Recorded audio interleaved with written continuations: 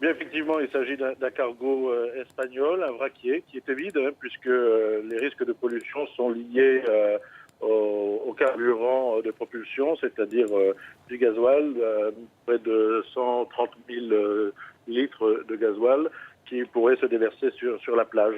L'avarie qui est une avarie électrique a amené à ce que le bateau ne puisse plus être gouvernable et que, compte tenu des conditions météorologiques, il était extrêmement difficile de pouvoir manœuvrer. Alors justement, vous le dites, avec de telles conditions météo, était-il normal que ce navire soit en mer? Oui, les navires sont en mer, bien évidemment, quelle que soit la météo.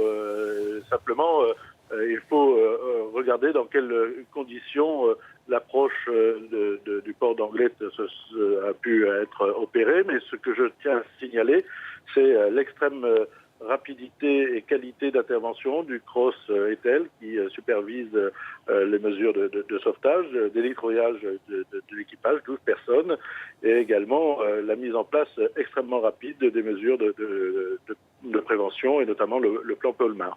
Alors justement, c'est la question sur laquelle on voulait s'attarder. Le plan Polmar Terre a été déclenché. Mesures de précaution ou déjà des signes de pollution?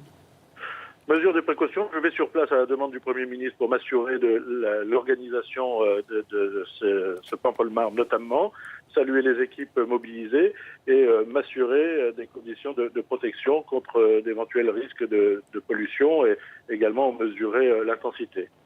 Est-ce que l'État pourrait intervenir pour aider au déplacement de ce bateau et à la dépollution, Ah ben, s'il y a l'État besoin? intervient dès la première seconde. D'ailleurs, nous sommes dans l'exercice des prérogatives de l'État en mer.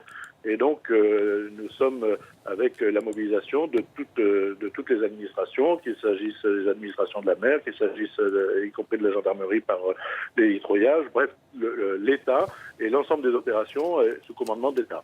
Pour l'instant, vous êtes a priori plutôt optimiste que sur les risques d'une pollution d'ampleur qui serait évitée. Il ne s'agit pas d'un pétrolier, il s'agit d'un vraquier donc, qui était vide par ailleurs. Et donc la seule pollution qui peut intervenir est une pollution liée au carburant contenu dans les cuves, carburant de propulsion du navire. Donc limité, même si ça constitue une cargaison de carburant qui est évaluée à près de 130 000 litres. Donc il faut que l'on puisse regarder quels sont les effets dans les heures qui viennent du déversement de ce carburant sur la plage et en mer. Est-ce que vous avez des nouvelles de l'équipage et de son état de santé?